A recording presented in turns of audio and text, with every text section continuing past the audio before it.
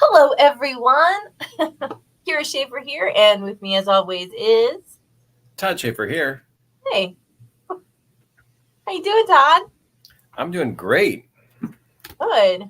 I'm just kind of checking up some of my stuff and backgrounds here.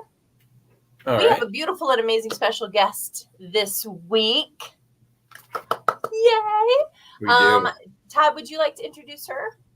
Yes. Am I sharing the bio information? Yeah, yeah. We do have an amazing guest this week. It is Dr. Sally Nazari. Sally is pretty amazing. Sally is a licensed psychologist offering an integrative psychospiritual practice in the USA. Following her attainment of a doctoral degree in clinical psychology with distinction, she went on to train as a spiritual practitioner before becoming a certified spiritual advisor. Dr. Nazari completed training in somatic modalities, 500-hour registered yoga teacher, and 200-hour certified meditation instructor to complete the triad of expertise in the mind, body, spirit modalities. Wow. Dr. Nazari holds a passion for sharing psychological resources, focusing on integrating empirically supported treatment and holistic approaches, which she has done at a number of different settings throughout the USA. She's also been invited to author multiple publications in peer-reviewed journals and professional presentations, as well as into leadership positions within international professional organizations. Dr. Nazari has been a sought-out featured speaker trainer in such facilities as the New York Presbyterian Hospital, Helen Hayes Hospital, Good Samaritan Hospital, and law enforcement communities and school districts on a variety of topics. Dr. Nazari's distinctive approach and expertise have been sought out to consult on unique psychospiritual cases and settings. Additionally, she is a topic expert within the goodtherapy.org community and has been featured in multiple media outlets. She has also authored several international bestsellers. Dr. Nazari's passion for sharing psychological resources and tools also led her dedication to hosting and broadcasting a podcast. Wow. That is a bio and a half. I know. I'm watching her face in the green room there. She's like, I did a lot. I can tell. I can't wait to talk about it. I can't either. Let's get into it with Dr. Sally. Hey, Yay! Hi. Yay. Welcome. Thank you. And thank you for that. I'm sitting here. I'm like, you guys make me sound good. So thank you for that. You're welcome. You are good. You are good. Well, it's good to be here. I want to just thank you guys, and I'm delighted to chat together. So thank you for the warm welcome and the wonderful energy as well. Yeah. It is our pleasure, believe me. Now, if you are watching us live, you're out there on my profile page, you might be out there on As You Write Community. Please say hi to me in the comments. And just let us know that you're watching. We would love if you have any questions during this time, please ask. Yeah, please. And we will ask Dr. Sally. So, and if you have other questions as well, that's great. So let's dig in. Why don't we? I'm going to go to the questions section. All right. I want to say something first. Oh, yeah, go ahead. Dr. Sally, you have, I mean, that's a very impressive bio. And we've met so many holistic business owners, and you're very unique because you have your foot in both worlds, the traditional and the progressive. And I know there's more people like you out there, but they are not the majority. They're either one or the other. In fact, they're usually really hard this way or very hard that way. Yeah. And in some cases, you have people who, are traditional licensure and they dabble in the holistic, and it's, becoming a little bit more accepted and things like that.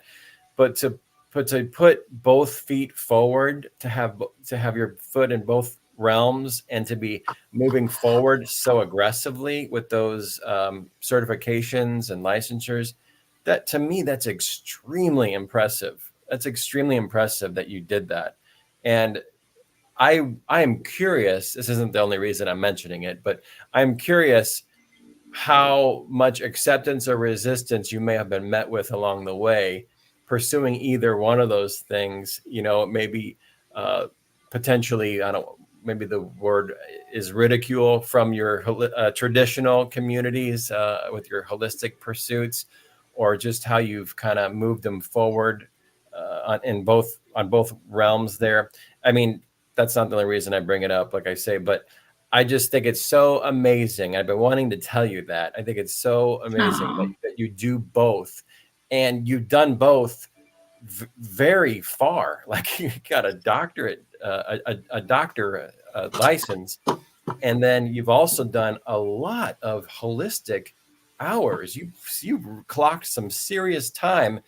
It's not just like you've got licensure traditionally, and then you got a weekend life coach certification at some workshop. You put in 500 hours plus just for a yoga certification. So I want to say, wow, that's unbelievably amazing. And Thank you. can you tell me what that journey has been like for you, just in general? I want to thank you for that question, and just to kind of start with that, also thank you just for that acknowledgement, because the way you're speaking to it is so on target, right? There has been this big divide for so long, and it's sort of been the mindset that it has to be one or the other. But the thing is that no one walks into any kind of service or any kind of need just as their physical self, or just their spiritual self, or just their emotional parts come in. I've always seen people as like whole beings, and I was that lucky kid, I guess, or unlucky, depending on how you look at it, where I knew what I wanted to do from an early age, and I knew that I wanted to understand how people saw the world, how they perceived things the way that they did, and how come the very same thing could lead to different experiences. And there are multiple pathways to getting there.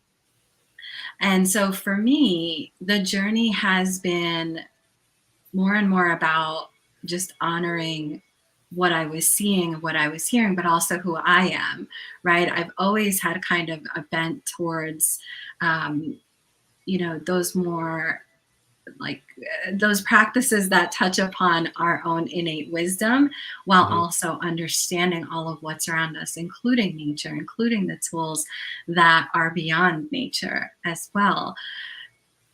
But it's also been interesting being part of this time period where there's been this huge divide, and there's all this kind of concern of like, uh-oh, what if in the traditional circles I share that I have this background? What's going to happen? And then seeing that sort of converge. And if we look into the history with the psychological practices, there has always been at least one or two sects that are looking at going beyond those, day-to-day experiences we have. So there's been transpersonal psychology, which in the 60s was a little bit more noted, but then it sort of dwindled down as we started looking at research, right? As we started validating the practices that we brought in. And then further along, as we caught up a bit more with science, there's been more acceptance of things that really maybe weren't part of the regular repertoire, if you will, but people found benefit in it. So we started being more curious. We started looking at things like meditation, and we saw not only did it have an emotional benefit for us, but even physical health was impacted, our physical well-being. And then we started to see the connections with our physical well-being and our emotional well-being.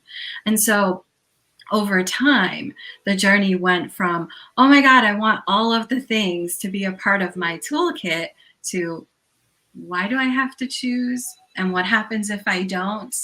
And this is a great time for that courage to be, kind of that biggest step that I take. So I've been fortunate that there hasn't been ridicule. And Todd, it's actually one reason why I went far with each of the things I've studied or invested kind of my energy into, because that way I can meet those questions or those challenges or those concerns that people undoubtedly have when they say, yeah, but if I'm humming a mantra, how is that going to make my me calmer and make my entire being feel a little bit more at peace? Well, here's how. Here's why. Right?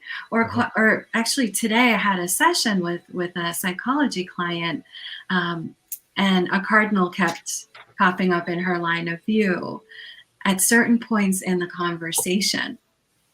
And so we started to explore that, like, what are the things we know about quote unquote coincidence? And what do we notice about your emotions as things start to shift when you talk about this particular topic? How does that relate to a loved one that you've been thinking about the last couple of days? Right? So learning more about things has been part of my antidote in terms of potential ridicule. And also it's helped me just find the courage, and it's given me an outlet to kind of deepen what's always felt natural and comfortable for me. Does that help kind of answer that question for That's you? a beautiful answer. Very, very Wonderful. beautiful. Oh, thank you. I think it's a wonderful question. Thank you. Yeah.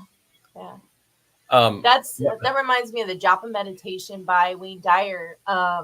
You were mentioning, humming a mantra, and two things can't occupy the same space at the same time. Yes. If we're humming, it's regulating our nervous system. One, it's resetting the vagus nerve that moves through the whole body, the super highway for the parasympathetic nervous system. Absolutely. And then the Japa meditation is so cool. It uses the Lord's Prayer. So if you don't have anything on that, right, it's great, and if you were raised in a primarily Christian country like I was, it's kind of like second nature in the South. Like, I think we come out of the womb knowing the Lord's Prayer. And so, whether we like it or not. And so it's in between the words, you do the sound of God.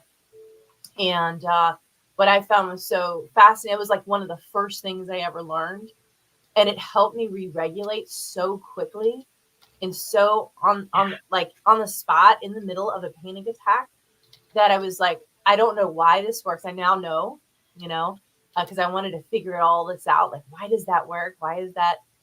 So I love that you combine this like spiritual understanding with the science behind it, with how the mind works, with how the body works, how it all comes together. I just, that has definitely been a pursuit of mine along the way as well.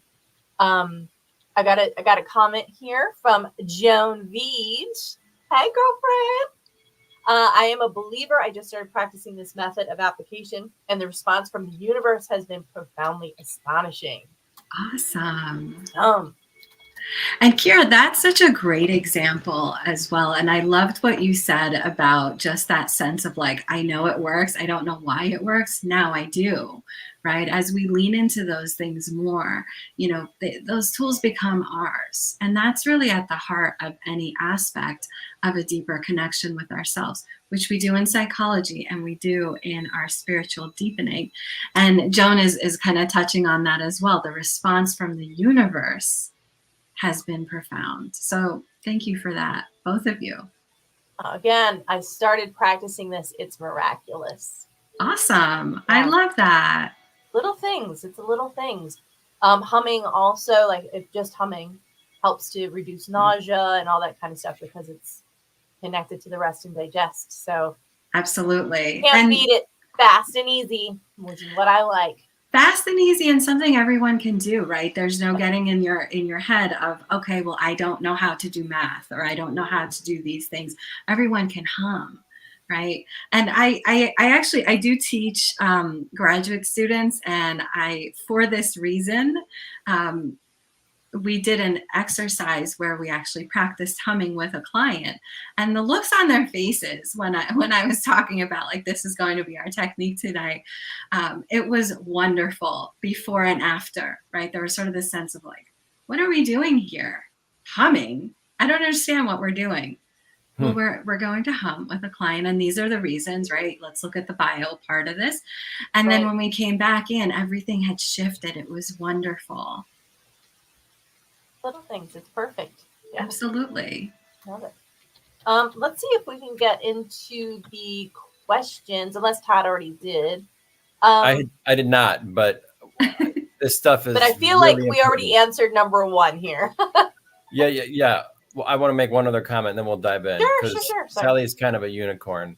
So the cool thing is that you have vetted traditional credentials, and you also have these progressive credentials, to go back to that for a second. And I think that's so unique because you allow yourself to play in both worlds, right? And you're a part of two different systems, right? And it's not just the value you can bring to clients, but as you just said about the students, is the paradigms that you're shifting for other people who are going into this. You are living proof of how to teach people by your example to be more open-minded to different perspectives. And that's one of the values. You're not just rendering better service to clients, you're teaching the teachers to be more open-minded by how you pursued both paths. And I try to write like that more and more. I'll have a strong opinion in one area, and then I try to come back to it and I say, okay, now how can I argue for the other side to give a more well-rounded perspective, so as to not be judgmental or, to give Right. more value to people, right? I think the risk that we start with when we have less self-awareness is that we make a real identity out of the things that we try to be. I've done it plenty, right?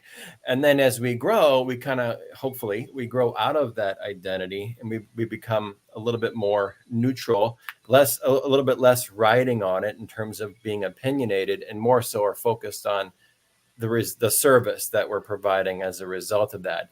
And the fact that you've embraced that, especially from an early age, like you said, to me speaks volumes, because it says that you were out there for the truth, so to speak. You were out there for the service part of it, not to say, I'm going down this one rigid path and I'm only going to be this and I'm only going to be part of this system, which you can offer a lot of great value that way, but Right. you're less tied into it as an identity, or just being, part of that thing. So I just want to say it's so great, and this is the last time I'll harp on this. It's so great that you've allowed yourself to try different things, very different things. I'm not talking about a bunch of different holistic certifications you got. I'm talking about going into the traditional route and the holistic route so far, and vetted, and then bringing that together like you have for your clients, and now teaching people. And I can just see the wheels turning for these students you're talking to, who haven't had holistic thoughts before, or why are we Yes. humming types of thoughts. And that just breaks through so many boundaries inside those people's heads at so many levels. And I just want to say, amen, hallelujah. Thank goodness we need more people doing what Sally's doing to help bridge that gap and create more joining, and to realize that there are more possibilities out there for everyone. That's all.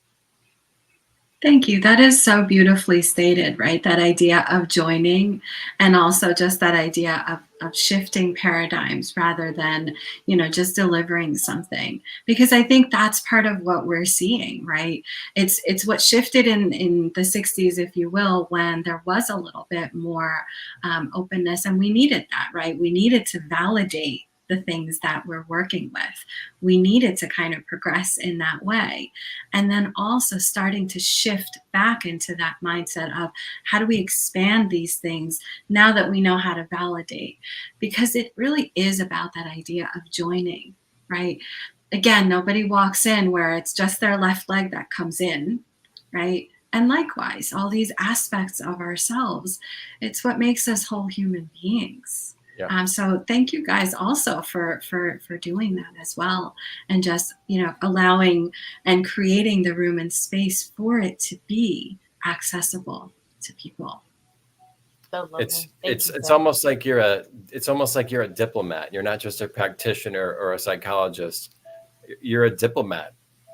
Oh my gosh, that's a great word. I do often feel like I'm brokering at times, right? Where I'm, kind of like helping mediate a bit Yeah. of what's going on in both circles. I can Yeah. absolutely endorse that. Yeah. Yeah. Like if in any professional organization, you should be tasked as the liaison, the person who is helping to join other parts of the organization together, because that's kind of a secondary role that you have by the path that you've chosen like this. Thank you. All right, questions. Ready? Sure. Okay. Otherwise, I'll blabber on. So, Kara, did we answer number one, or did we? I think so. Yeah. We did. Yeah. Number two, your upcoming mindfulness program. Yes, Serenity and Silence. Sally's Serenity and Silence mindfulness program focuses on navigating a restless mind and overwhelming emotions. Sally, could you share more about what participants can expect about this amazing program and the core principles that are behind it? Thank you for this question. I'm actually very excited to talk about this, especially with you guys. I think you both know, and many of the readers of Finding Your Path know, mindfulness is something I'm very passionate about, and I have been for a long time. I actually ran into it formally while I was training as a graduate student, just because stress was high and I wanted some additional ways of navigating it. But it was the feedback from the Finding Your Path book that really sparked this particular program. So it's very special for me to just share a little bit together about that. I was hearing from people that, they wanted some additional ways, some structure around how to bring mindfulness into their life. It's been a word that many people have heard. They have a sense of what it means, but also a lot of misinformation is there. And we've been learning about the benefits for such a long time now. So the program, I have a couple of different levels of just engagement with it for different experiences, depending on what people are looking for. In the coming couple of weeks, the shorter self-guided course is going to be released. And that will be an opportunity for you to kind of get an overview, a sense of what mindfulness is, and also some of the myths around it. And when we talk about mindfulness, it's a way of engaging with our world and with ourselves as part of our world in a very different way, a very purposeful way, but also open to what we might just encounter, right? It helps to teach us to release the judgment, that internal chatter that kind of doesn't really stop, right? That inner critic. Yeah. And so the self-guided course will have different practices as well. You can also learn different ways of bringing it into aspects of your life, not just a standalone practice, right? And then later in the fall, we'll have a 3-month course where I will have weekly calls with people. We'll have a bit of a community that we form, and it'll be an opportunity to kind of troubleshoot, like, okay, I was trying to be mindful and it didn't really work out. Well, let's look at it. Let's see what got in the way, and did it actually not work out, or is that a judgment that we're bringing in? So I'm really excited about releasing that opportunity for people. I have lost count on a day-to-day basis of how many people share with me that their head just does not stop, and because of it, emotions pour forth. Or they're looking to do a reading for someone, or they're looking to do a healing session, and they just can't get started because the noise won't stop internally. And so both of these different levels of the course will have techniques, tips, troubleshooting, and guided practices. And both, most importantly, will deliver ways to just slow down that chatter and calm our minds down so that we can find accessing peace even when there's a lot going on, even when we are nervous or anxious or stressed, and learn to kind of tune into ourselves so that we can better understand what our needs are, what the needs of the context happen to be. That way we can take care of ourselves. We can take care of whatever else is happening for us, and find a way that our deeper inner knowing and that wisdom can ultimately bring us to that serenity, no matter what that chaos might be. So the program is two different options. One will be sort of a shorter course that's self-guided. You'll get an overview of things. You'll also have some practical things that you can download and just take with you, or just kind of learn to integrate on your own. The other one will be a little bit more hands-on with me together, and we're going to dive a little bit deeper.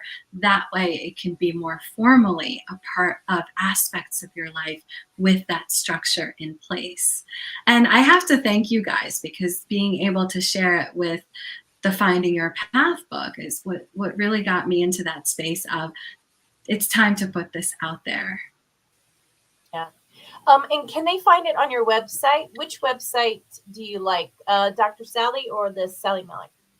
I actually have a list that I created if people wanted to just kind of stay updated about it. Do you want me to put that in the chat? I was just gonna. You just have a. Yeah, go ahead and put it in the chat if you've got it. I do. It's just the Dr. SallyNazari.com and then Serenity, and then people can just be updated and hear all of the bits and pieces as things are being released. Right now, it should be September 9th for that one, and then a little bit later in the fall for the lengthier course. Thank you. I see that there. Coolio. We'll leave that one up for a minute or two so everybody can check it out. I spelled Serenity right, did I? Yes. Oh, very good. Yeah, it's something very special when we start creating things, and we don't know, I mean, I know that we have a lot of people on here who are practitioners and, writers, authors, who have been in our books or who have, programs in their hearts, have books in their hearts, all that kind of stuff. And it's so interesting how things kind of get going. Like Todd was looking into something about, Harry Potter and the different houses, of Harry Potter and all this stuff. And then we, it was like kind of like an archetype thing. And then it, I don't know, it was just kind of fun. And then I was like, oh, archetype. And then I was like, oh my gosh, I love archetypes. And then it was like, oh, let's do the 12 archetypes. And then, so today I went and I started writing. And so we never know where the inspiration is going to come from, but that's going to be a really cool program. So I'm very, very excited about that. Thank you. And so well said, Kira, right? And it's really in line with that idea of like finding your path, right? The more we discover about ourselves, the more we kind of take those risks, right? Of just exploring like what's coming up as an interest, as a passion, or just heaven forbid, fun, right? I know. Yeah. And it was so good. Like so I tend to suck the joy out of project. Like, I get too caught up. We were talking about, our MBTI types, I get too caught up in it being perfect and accuracy and, the details. And then I just kind of lose myself. And the whole reason why I was doing the thing to begin with. And so authorship is very much that. We get, we get into the fun of creating it, but then we realize, oh God, I got to copy edit it, or oh God, somebody's going to read this, or oh God, somebody's going to do this program. How am I going to share this program? How am I going to share this book? So giving our authors an opportunity to do that any way that we can is really important to us. One of the reasons why we have you on here to share about the things that you have going on. So I'm glad you did. It's my absolute pleasure. And that, with that context in mind, what a gift for your authors. And that just speaks to just how engaging and caring you guys have been with your authors. So, I hope people share in comments that that's been their experience as well, because I think it needs to be noted. I think that leads us into the next question here, Todd. You want to read the next one? Yes. Let's see. We just did the second one. You've authored several international bestsellers. That one? Yeah. You know, I hear music playing. Am I going insane? I'm not playing any music. You're not playing music. I don't have music either. Where I'm hearing ding, ding, ding. I hear it too. I actually, I forgot I have that. It's a music box I have for my fur baby. Yeah, actually, she's the subject or the star, I should say, of the Pause and Purpose chapter. Ah. So she's got her music. Is it disruptive? Should No, I turn it no, down? not at all. I didn't know if some of those bad choices from the 90s started to come back to haunt me. I apologize. I'm so used to it that I tuned it out. But, you know, those bad choices, you never know. They could be good. They could be bad. Who knows, right? There is that idea of non-judgment at play. I am open to everything and attached to nothing. Me and Lao Tzu. Well said. That's good company to be in. It's not too bad. Todd, question? You've authored several international bestsellers, Sally, including Finding Your Path and Awaken Your Magic. What inspired you to write a chapter for each of these collaboration books, and how do they align with the mind-body-spirit approach that you advocate for? Thank you for this question. And I think it touches in on some of the things we talked about earlier. And I'll share a phrase that often comes to mind for me. And that's, I have to, right? And it's not so much I'm compelled to, bad things will happen if I don't. It's an I have to, where it's this, even if it touches one person on one day, there's an element here of I have to, right? We started to kind of talk about like that internal chatter so much, that gets in the way of so much for us. And the way that we talk to ourselves is so different than how we would ever talk to someone else. And oftentimes we don't even notice that, right? It just sort of is there and we're impacted by it. But when we take notice of that and we consider, like, if it was a friend that I was saying some of the things I say to myself too, my goodness, how would I feel about that? Or how would I anticipate this friendship to be, with that in mind? And so I see that every day so often. And I see the way that it really hinders people. It really hurts people.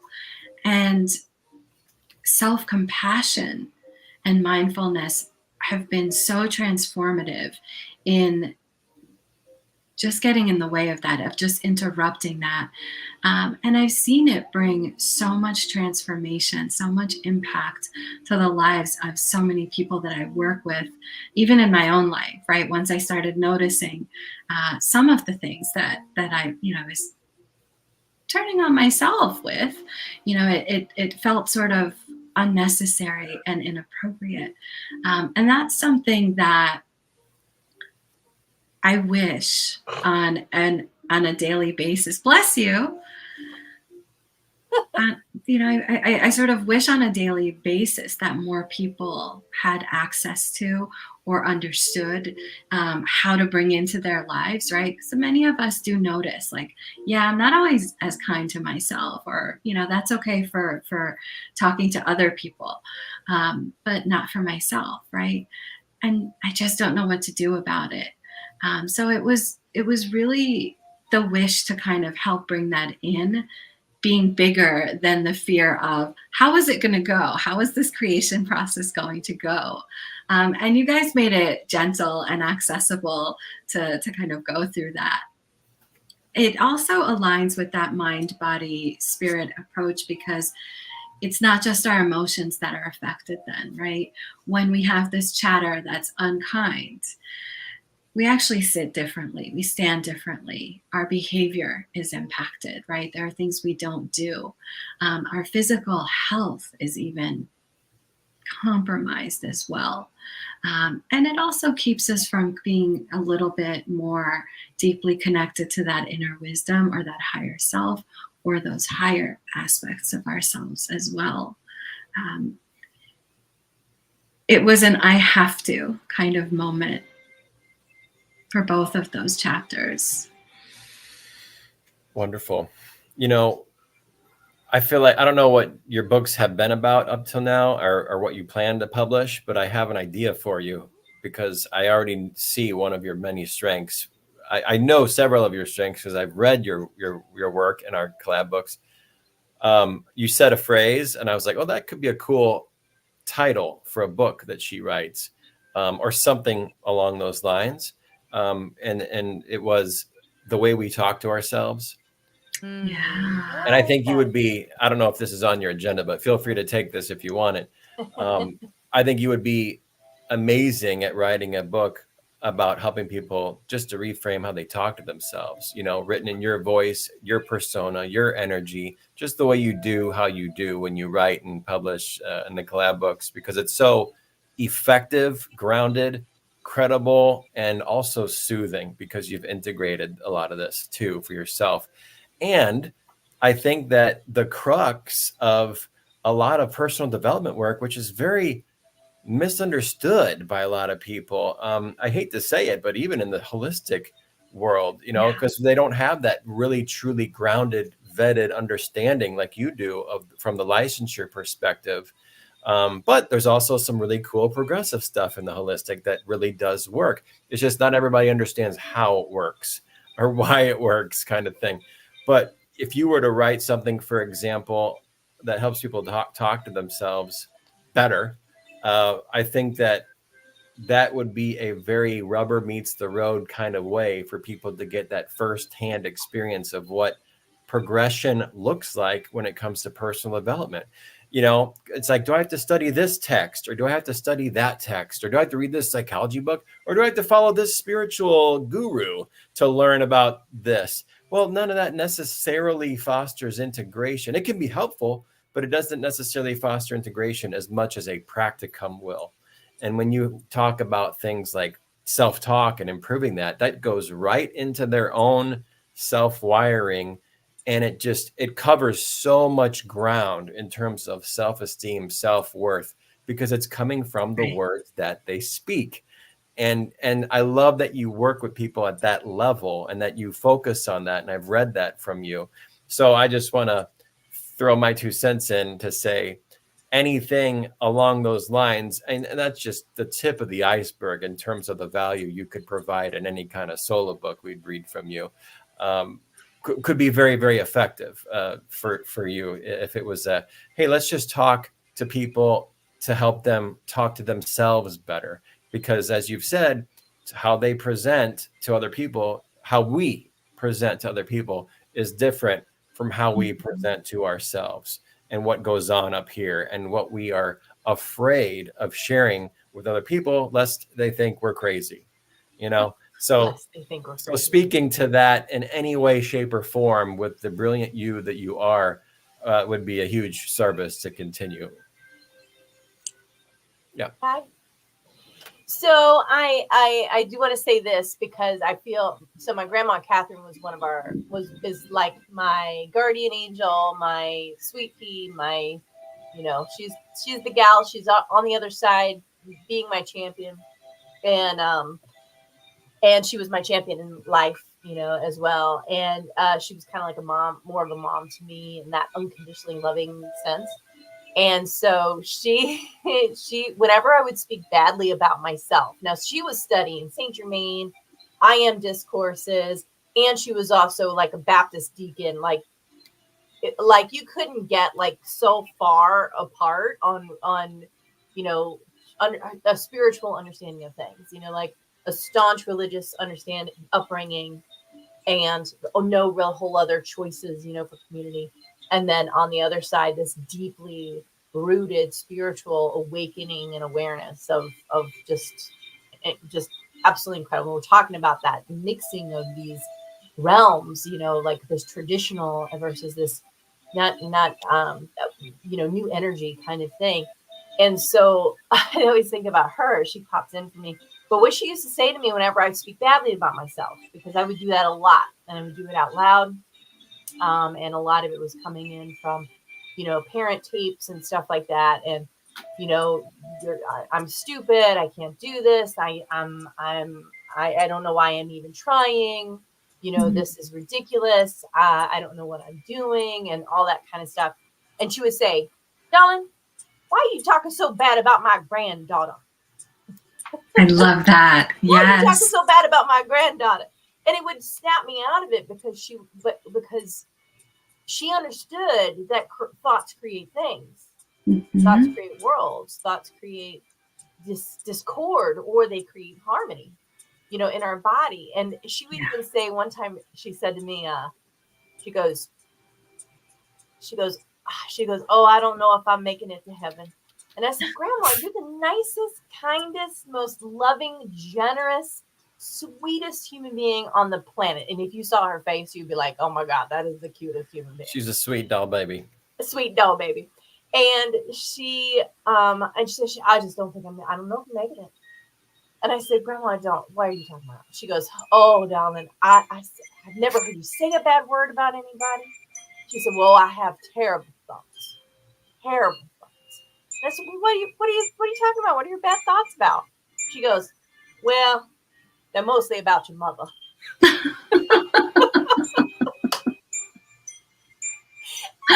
And I was like, I think they'll let you in.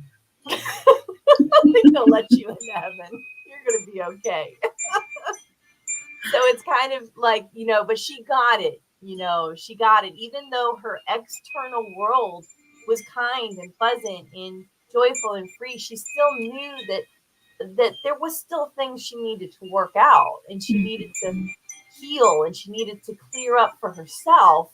And I think that that's absolutely wonderful. It's not just thinking bad thoughts about ourselves, but thinking bad thoughts about others, and reconciling that, and finding out exactly what Todd was saying, like, how do we integrate, you know, even those places, that shadow self, and loving that shadow self too. So yeah, I just wanted to share. What a great example. Grandma love. Grandma love is so impactful, right? And what a great example here. And you know, part of how I'm hearing that is, you know, just not only the reminders and the lessons of like how to kind of pause in that moment and shift gears, like literally here, shifting gears in terms of like, oh, wait, I'm not this awful thing that I think I am. I'm a loved one's loved one, right? And also just normalizing that sense of, at times we can kind of acknowledge these aspects of ourselves that don't feel as great, but what beautiful tools for us to kind of grow and step into. So that's a lovely example. Yeah. And Todd, that was more than 2 cents. That was amazing. I love that idea. And that, you know, I couldn't have described it better. So beautifully said. Thank you for that as well. Sure. We'll talk about that for sure. Love it. Continue? Yeah. Sally, you've been a featured speaker and consultant in a wide variety of professional settings, from hospitals to law enforcement communities. You know, it's in your bio. We've seen what you've done. We've read it. How do you tailor your psychospiritual expertise to meet the unique needs of these diverse audiences? I really want to know the answer to this question. So one of the key pieces here, and this was a really well thought out question as well. One of the key pieces here is, again, just that idea of, one, destigmatizing, but more importantly, educating people, right? I think we all have experiences that overlap and parallel at different times in our lives, but there are also variations, right? And that's part of where that idea of like tailoring things for diverse kinds of experiences, not just audiences, is a factor. But I have found that it's really helpful for people to better understand what their experiences are about, whether they're spiritual or emotional. And I think even just starting with the idea of like, well, what is spiritual, right? Is it the same as religious, right? And in which case, you know, checking in to see what experiences have there been right, with it, good and bad.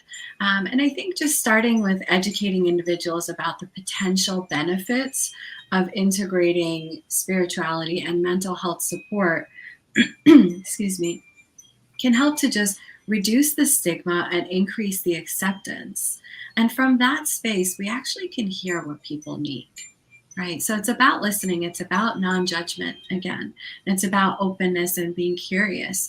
And that idea of service, right? I'm not there to just entertain myself. I'm there to offer something that could be of value. At least I don't think any of those have been just for entertainment. That would be news for me. And if they were jokes on me.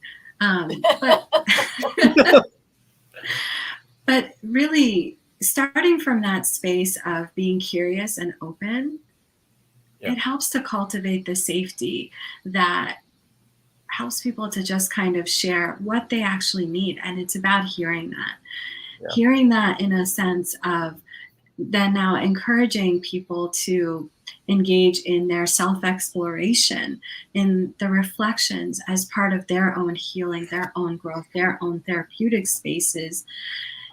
That then gives them space to deepen understanding of themselves, their own values, their sense of purpose, and they can be an advocate and an asset in their own growth. So this then empowers people to cultivate more of that self-efficacy, more of that inner strength, more resilience, and then starting to recognize how they've navigated challenges. And to be frank with you, the examples that you shared in the question, hospitals and law enforcement communities, I can't imagine going through those experiences without having at least an intersection. At least some kind of contact with that intersection of both emotional and spiritual experiences. Our law enforcement communities, part of the thing is public safety, but also part of what we see embedded in that is looking at those more existential moments, and likewise with hospital practitioners, which we started to kind of recognize during the peak portions of the pandemic as well. So these groups, these audiences are already interfacing with these aspects of their lives, recognizing the importance of having safe outlets to kind of be curious and explore in a safe way, in a supported way. And I think also just the idea of community is so valuable in some of these audiences.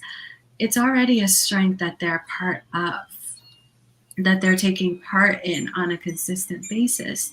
So giving those opportunities to make those linkages is a big part of making sure that, as I come in there, to go back to an earlier word, I'm not ridiculed out of the gate, but that this might be of value to at least be curious about or examine and maybe dip a toe in at times.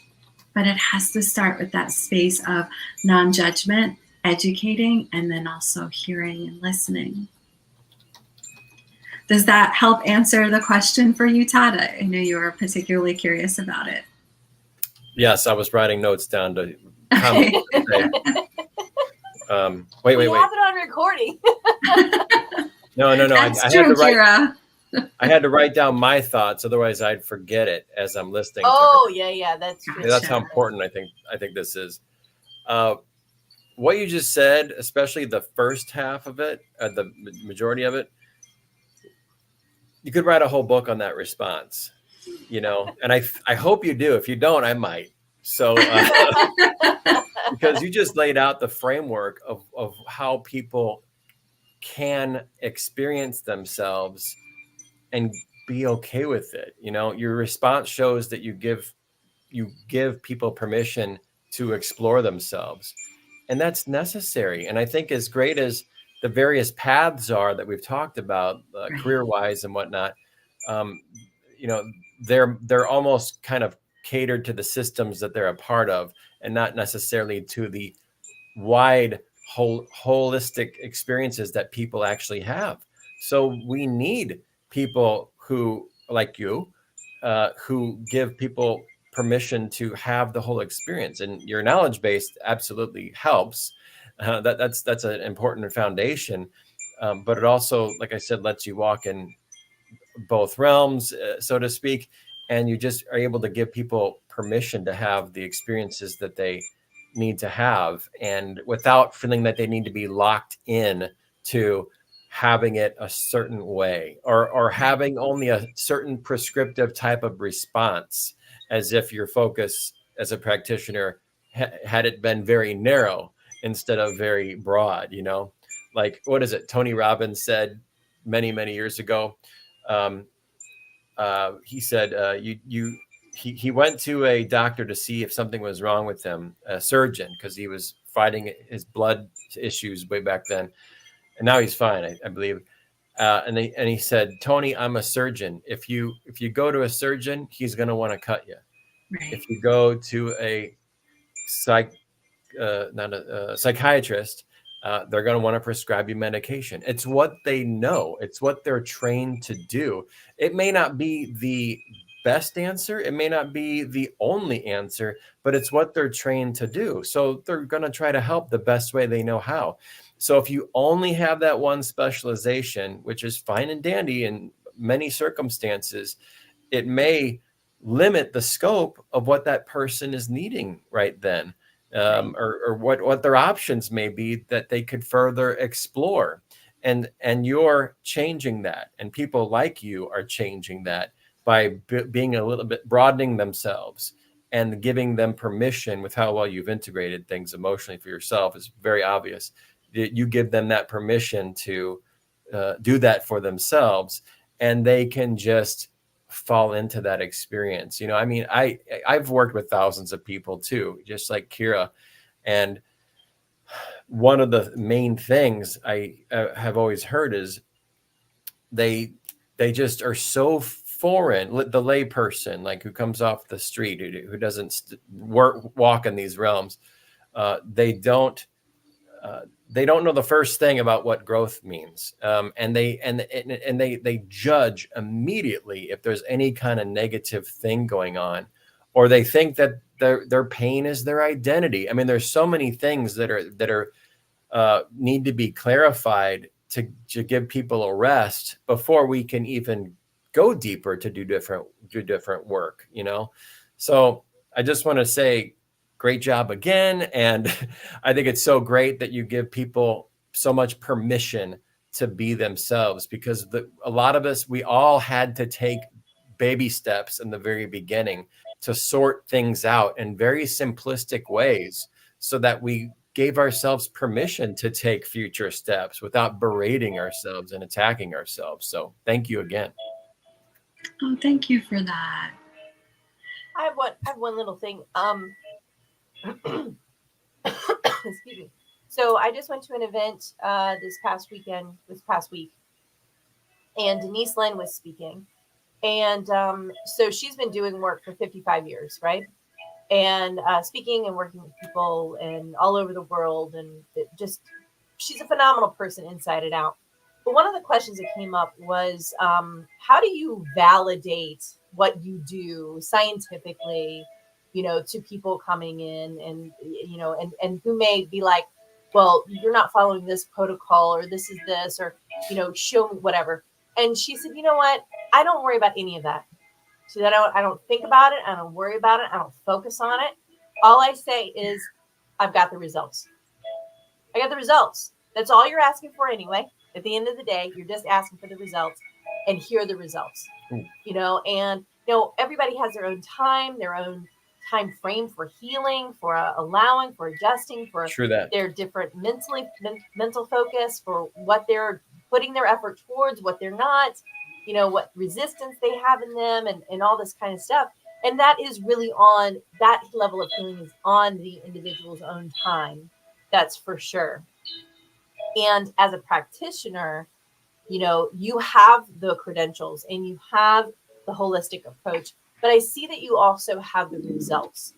And that's something that not one on either side can always say, you know, but because we do know that there is so much that is out of our hands, you know, and we are the guides, we're the people. It's kind of like I say this a lot to folks. I say, which I just think is so beautiful, is that by every blade of grass, there's an angel standing over it saying, grow, grow, right? It's one of my favorite things because I feel like that is us. You know, whether we're writing books about it, whether we're teaching about it, whether we're creating courses around it, no matter what it is that we're doing, all we're doing is just saying, grow. And we have the faith and the knowledge and the wisdom to know that it's still going to grow at its own speed. You know, our friends are still going to do what they're going to do, but we have that faith, we have that knowing, we have that allowing, and we're just saying, just say yes. Just say yes. It's going to happen anyway, you know? So we don't have to go through this life kicking and screaming. We can just allow the results to come. I think that was really cool. Kira, I have chills as you were talking about that. There's just so much beauty in that, and so, you know, just so profound. And what a great word, right? That idea of just allow, right? That permission to just sort of be and allow that to kind of grow, to take whatever form, whatever shape that it needs to. And it's so beautiful. We don't know. Yeah, we don't know what they need.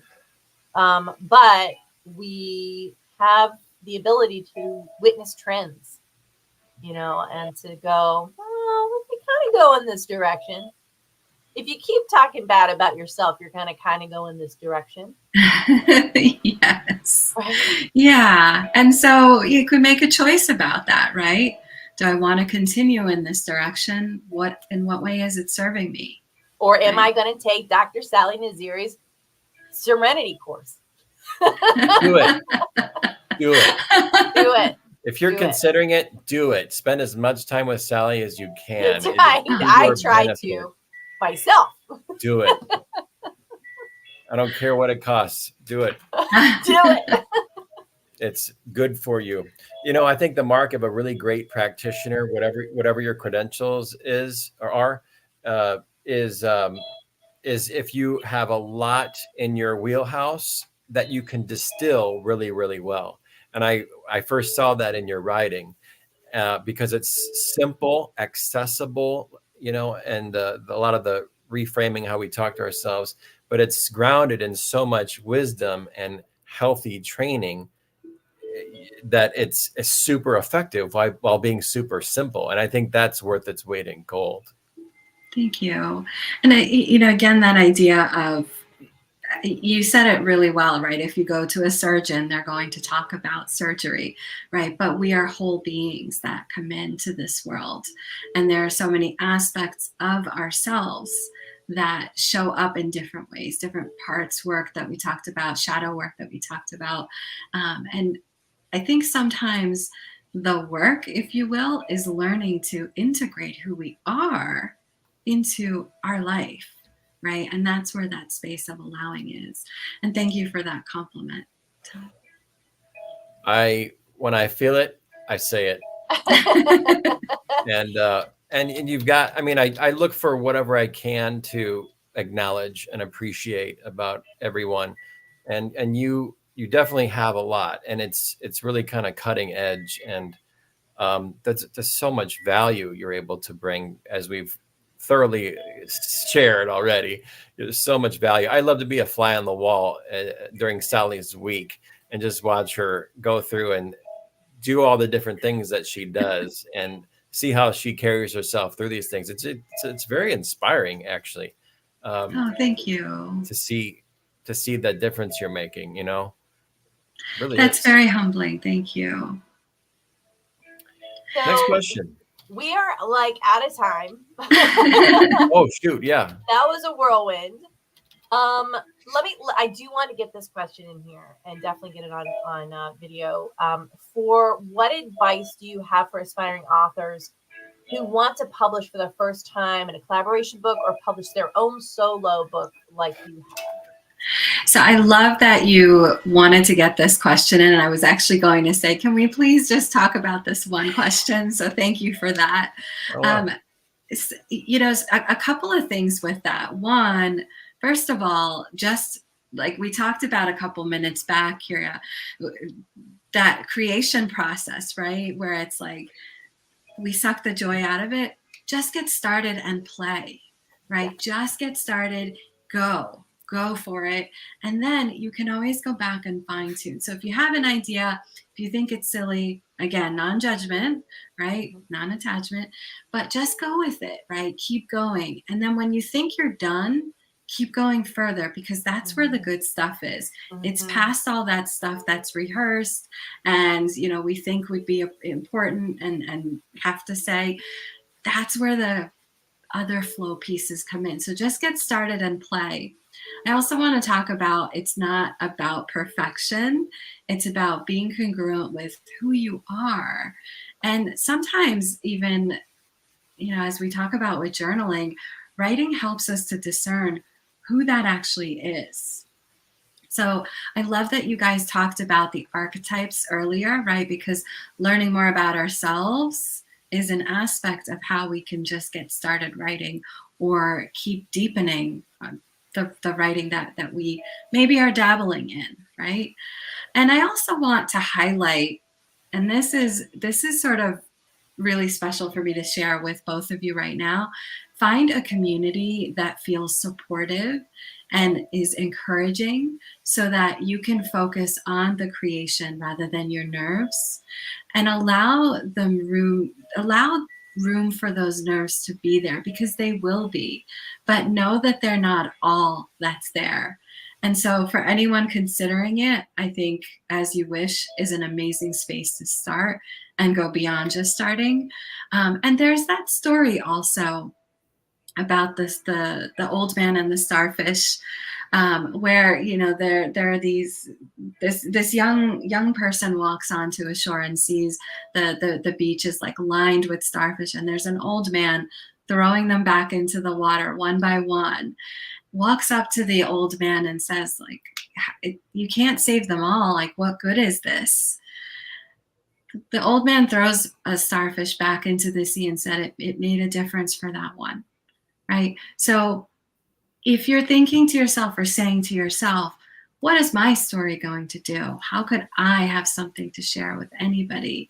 If you can change 1 hour of one person's day, it's worth it.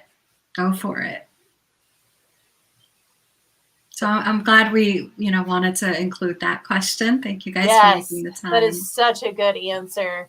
I mean, it doesn't matter. If one person reads it and it changes their life, then there's a ripple effect. Absolutely. It feels generational trauma. It feels ancestral trauma. It has at least a minimum 100-person radius, in their life where it just trickles, the trickle down effect, from this. I've had people find our books in the weirdest places too, and it's like, and then I picked it up and I read the most perfect passage that I absolutely needed. And then I needed to contact you and tell you all about it. And I don't even know you and I don't know what this is. And I'm like, that is awesome. I love that. Is so cool. And it's books we did 8 years ago. It's not even like how cool is that? Did or whatever. Yeah. It's so cool. This is our, by the way, guys, if you see this is our free public Facebook group. Please join it. Facebook.com/group/As You Write. It's our As You Write community. I do writing prompts in there. I do reminder things. I do live videos. We do whatever we want. We do whatever we want in there. Writing geared and helping you feel confident, helping you feel happy, whole, and complete. If you're ready to write for a collaboration book, we do have one open called Synchronicity. It's all about the massive, amazingly beautiful, meaningful moments in your life that came together seemingly coincidentally. And just sharing some aspect of your life in that way. We do still have some availability open for that book, and love for you to be a part of it. AsYouWishPublishing.com/we write. because we write together. When we write together, it's better. We're better when we write together. Absolutely. So, yeah. And again, I want to remind, by the way, hi, Laura. I just want to say hi. Hi, Laura. Hi, Laura. Hung out with us too. We had a few other people hanging out with it. Catherine hung out with us. But I also want to share Sally's link as well. Again, before we head off here, this is drsallinazari.com/serenity. Go ahead, sign up for her program. You're not going to be sorry. You're going to feel happy, whole, healthy, and complete. I promise. Absolutely. And sign up for the collaboration. Makes me feel better. Oh, I'm so glad. Good. That's important. Yeah. Y'all, and go ahead. I was just going to say, y'all, this lady has her shit together. Follow her. Take her programs. I said so. I said so. If you feel drawn, do it. Sally knows her stuff. Sorry, go ahead, Sally. Thank you. No, I wanted to say, just going back to that idea of, if you're thinking about getting started writing, sign up for the collaboration. Here you mentioned there's still openings. Do it. I said so on that one. You said so. Do it, she said. Yeah, she said. Yes, it's $197 is the base price, and we have some really fun add-ons as well if you want to incorporate those. But just know we do have a few more spots left, and I'd love for you to be in them. So, very good. Awesome. All right, are we ready to close it up? Yep. All right, Sally. Thank you so much for being here and for sharing your wisdom. I think Todd is probably going to go back through this with a fine-tooth comb and just do some really cool stuff with what you shared. Oh, yeah. Awesome. Yeah. I can't wait to see. That would be wonderful. Yes, and it was such a pleasure. He creates blog posts and all that stuff from our author interviews so that we can, share your guys' wisdom in another way and bring people back to your work. Oh, that's amazing. Well, thank you for that. And honestly, I think it just adds to my point that you guys bring so much to your community. So there's another example with that. But I'm delighted to connect with you guys always. And it was so much fun just talking together today. Thank you guys so much. And I look forward to what I know will be wonderful creations from you, Todd. From me, okay. Oh yes, that's right. Yes, I do have a book coming out soon. Yeah. it's our book. It's me and Kira's book, but I'm kind of at the helm with it. Yeah. Thank you. All right, Sally, don't go anywhere. Hang out in the green room for us, and we'll be right back with you while we say goodbye to our friends. Goodbye, everyone. Thank you. Thanks, everybody. Todd, yet another amazing, beautiful, gorgeous, fabulous, wonderful guest. How do we get so lucky with so many amazing people? If we ever have her back for another interview, I will have to bring a ladder to get her off the pedestal I put her on. I think you've got everyone up there. I've never seen an author you weren't so overwhelmingly just so loving toward and just believed in so deeply. You're the champion of our authors. True. I do champion every single author that we have, especially the ones who are willing to interview and because that's another important step. I mean, it's a really great step to be able to put yourself out there like that, and that deserves being championed as well. All right, guys, thank you so much for joining us. We'll be back again next Thursday. We're here Thursday night, 6:00, in the As You Write group, as well as on my profile page, and I'm sharing it to some other places. I just created another fan page, so I'm pretty excited about that. We've got lots of good stuff to come. Like Todd and myself have been just overwrought with the amount of incredible ideas and things that we're going to be bringing to you. So stay tuned. We've got good things to come. All right, Todd, I guess I'll meet you for dinner in a minute. Sounds great. Awesome. All right. Bye, guys. Bye.